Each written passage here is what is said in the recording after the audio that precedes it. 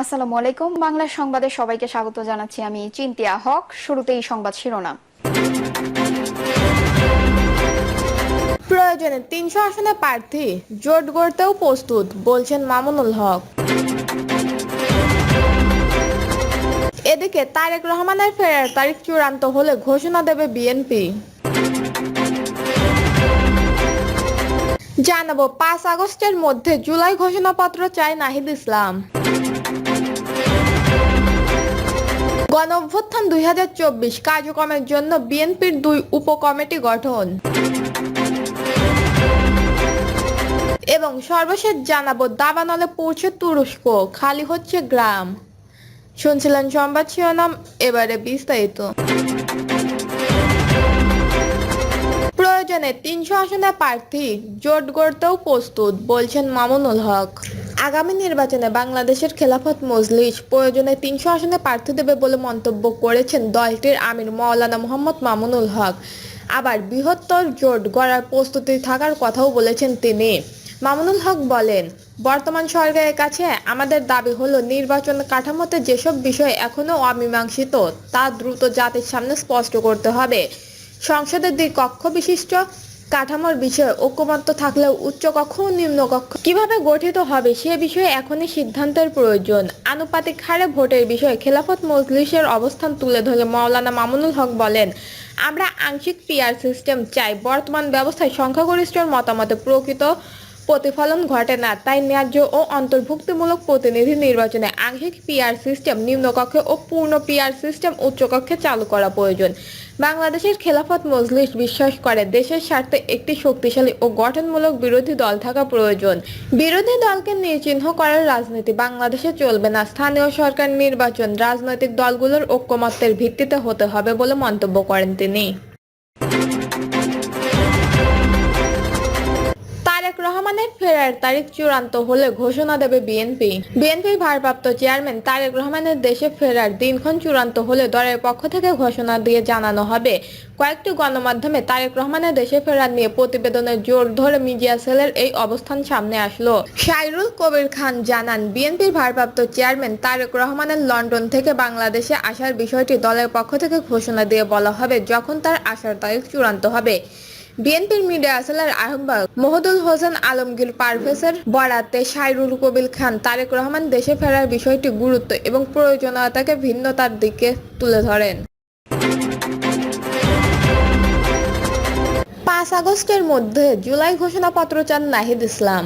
আগামী ৫ আগস্টের মধ্যে জুলাই ঘোষণাপত্রের দাবি তুলেছেন জাতীয় নাগরিক পার্টির আহ্বায়ক নাহিদ ইসলাম। এছাড়াও জুলাই অভ্যুত্থানের সাথে যুক্ত থাকা সকলকে নিজেদের ইশতেহার তৈরি করার আহ্বানও জানিয়েছেন তিনি। ফেসবুক পোস্টে নাহিদ ইসলাম উল্লেখ করেন, জুলাই ঘোষণাপত্র হচ্ছে জুলাই ছাত্র গণঅভ্যুত্থানের ঐতিহাসিক প্রেক্ষাপট, শহীদ আহত ও নেতৃত্বদের অবদান এবং রাজনৈতিক নিরাপত্তা এবং সুরক্ষা এবং জুলাইয়ের আকাঙ্ক্ষা সংজ্ঞায়ন নিশ্চিতের একটি জাতীয় দলিল যা পরবর্তী আইন ও সাংবিধানিক ভিত্তি পাবে। জুলাই ঘোষণাপত্র নিয়ে সরকারের পদক্ষেপ নিয়ে বলেন, ৩১শে ডিসেম্বর ছাত্র নেতৃত্বরা জুলাই ঘোষণাপত্র দিতে চেয়েছিলেন, কিন্তু সরকার সকল রাজনৈতিক দলের সঙ্গে আলোচনা করে সরাসরিভাবে ঘোষণাপত্র দিতে চেয়েছিল। ছাত্র নেতৃত্বের তাই তাদের উদ্যোগ থেকে সরে এসেছিল। সরকার বিভিন্ন দল পক্ষ থেকে খসড়া ঘোষণাপত্র চেয়েছিলেন। সেই সময় বৈষম্য বিরোধী ছাত্র আন্দোলনের পক্ষ থেকে সরকারের কাছে একটা খসড়া ঘোষণাপত্র দেওয়া হয়েছিল। সবগুলো ডকুমেন্ট মিলিয়ে একটা কমন দলিল তৈরি করার কথা ছিল যা সব পক্ষ একসাথে উদযাপনের মাধ্যমে ঘোষণা করবে, কিন্তু সরকার দুইবার সময় নিয়েও প্রতিশ্রুতি রক্ষা করতে পারেননি। কেন করেননি, কোথায় বাধা পেল তাও স্পষ্ট করেননি। সরকারের কাছে অবশ্যই আমরা জবাবদিহি চাই। আমরা চাই রাষ্ট্রীয় উদ্যোগে এবং ঘোষণাপত্র জালি এবং ইউক যা পরবর্তীতে সংবিধানে যুক্ত করার কমিটমেন্ট থাকবে।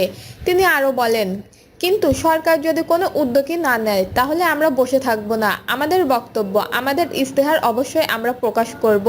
অন্য সকল পক্ষকে বলবো, আপনারা ইশতেহার তৈরি করুন, সকলে মিলে আমরা দলিল তৈরি করতে পারবো, সরকার সেটা গ্রহণ করতে বাধ্য হবে। জুলাই ঘোষণাপত্র শহীদ পরিবারের পক্ষ থেকে পাঠ করা হবে। জুলাই সনদকে কি বিষয় থাকবে সে সম্পর্কে তিনি বলেন, জুলাই সনদে রাষ্ট্রের মৌলিক সংস্কারের রূপরেখা থাকবে, সংবিধানের কোনো জায়গায় পরিবর্তন হবে, সেই বিষয়গুলো রাজনৈতিক ঐকমত্যের দলিল হবে জুলাই সনদ, যেখানে সকল দল স্বাক্ষর করবে। জুলাই সনদ বাস্তবায়নের পদ্ধতি এখনো ঠিক করা হয়নি। গণভোট, গণপরিষদ অথবা সংসদের সংশোধনীর মাধ্যমে এই সনদ কার্যকর হবে। পরবর্তী নির্বাচিত সরকার জুলাই সনদ অনুযায়ী সংস্কারের কার্যক্রম অব্যাহত রাখতে বাধ্য হবে। আগামী জুলাই-আগস্টে জুলাই ঘোষণাপত্র ও সনদ দেওয়ার দাবি তুলে ধরে তিনি বলেন, কোনো একটি পক্ষ যদি দলীয় স্বার্থে ঐকমত্য প্রক্রিয়া ব্যাহত করে তাহলে সরকারের উচিত ভয় না করে অন্য সকল পক্ষ ও সাধারণ জনগণের সাথে নিয়ে ওই ঐতিহাসিক দায়িত্ব পালন করা। জুলাই সনদ ও ঘোষণাপত্র দিতে না পারলে সরকারের এখতিয়ার থাকবে না জুলাই উদযাপনের কোনো ধরনের উদ্যোগ নেওয়ার। সর্বশেষ তিনি সকল পক্ষকে ছাড় দেওয়ার আহ্বান জানিয়ে বলেন, আমরা ধীরভাবে চাই 5 আগস্ট তথা 36শে জুলাইয়ের মধ্যে জুলাই ঘোষণাপত্র ও জুলাই সনদ রচিত হোক। সকল পক্ষে সকল ধরনের ছাড় দিয়ে সরকারকে সহযোগিতা করুন। গণ অভ্যুত্থান 2024 কার্যক্রমের জন্য বিএনপির 2 উপকমিটি গঠন। গণ অভ্যুত্থান 2024 জাতীয় ঐক্য ও গণতান্ত্রিক অভিযাত্রা কার্যক্রম সফল করতে 2 উপকমিটি গঠন করেছে বাংলাদেশের জাতীয়তাবাদী দল বিএনপি।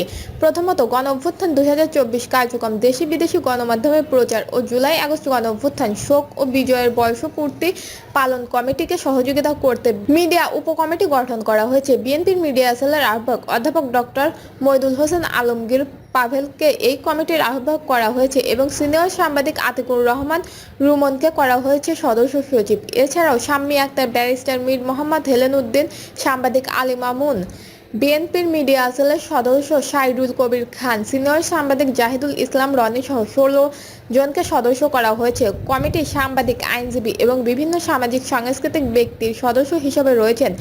দ্বিতীয়, গণতান্ত্রিক পদযাত্রা শিশু শীর্ষক অনুষ্ঠানে সফল করতে গঠিত হয়েছে বাস্তবায়ন উপকমিটি। এই কমিটির আহ্বায়ক করা হয়েছে বিএনপি পরিবারের আহ্বায়ক, বিএনপি মিডিয়া সেলের সদস্য ও সিনিয়র সাংবাদিক আতিকুর রহমান রুমনকে। কমিটির সদস্য সচিব হয়েছে সানজিদা ইসলাম তুলি। এছাড়াও কৃষিবিদ মোহাম্মদ মোকসেসুল মিথুন, জাহিদুল ইসলাম রনি, আফরোজ ইসলাম আখি সহ 12 জনকে এই উপকমিটির সদস্য করা হয়েছে। দাবানলে পৌঁছে তুরস্ক, খালি হচ্ছে গ্রাম। ভয়াবহ দাবানলে পৌঁছে তুরস্ক। স্থানীয় সময় রোববার সমুদ্র তীরবর্তী ইজমির প্রদেশের বনাঞ্চলে ছড়িয়ে পড়ে আগুন। বাতাসের তীব্রতার মুহূর্তে আশেপাশে এলাকায় ছড়িয়ে পড়ে এ আগুন। তুরস্কের বনমন্ত্রী ও স্থানীয় গণমাধ্যম বরাতে এক প্রতিবেদনে এ তথ্য জানিয়েছে ব্রিটিশ বার্তা সংস্থা রয়টার্স। প্রতিবেদনে বলা হয়েছে, ঘন্টায় 100 কিলোমিটার বাতাসের বেগ থাকায় আগুনের লেলিহার শিখা ছড়ায় তুরস্কের জনপ্রিয় পর্যটক নগরী ম্যান্ডেলেসে। ফলে সামরিক বন্ধ করে দেওয়া হয় ইজমির আন্তর্জাতিক বিমানবন্দর। জঙ্গলের কাছাকাছি 6টি এলাকা থেকে বাসিন্দাদের ছড়িয়ে নিয়েছে প্রশাসন। আগুন নিয়ন্ত্রণে আনতে কাজ করছে 1000-এরও বেশি ফায়ার সার্ভিস কর্মী। এছাড়াও 11টি বিমান, 37টি হেলিকপ্টারও থেকে ছিটানো হচ্ছে রাসায়নিক পদার্থ। যদিও দাবানলের প্রভাব ব্যাপক ক্ষয়ক্ষতির আশঙ্কা রয়েছে স্থানীয় কর্তৃপক্ষের। বনমন্ত্রী ইব্রাহিম ইউমার্কলি জানান, ইজমিরের কুকাক এলাকায় রাতভর 40 থেকে 50 কিলোমিটার বেগে বাতাসের কারণে আগুন লেগেছে। 4টি গ্রাম ও 2টি পাড়া খালি করা হয়েছে। দর্শক, এই ছিল এখনকার সর্বশেষ নিউজটি ভালো লাগলে একটি লাইক দিন, কমেন্টে আপনার মতামত জানান এবং আমাদের পাশে থাকার জন্য বেল বাটনটি অন করে রাখুন। ধন্যবাদ।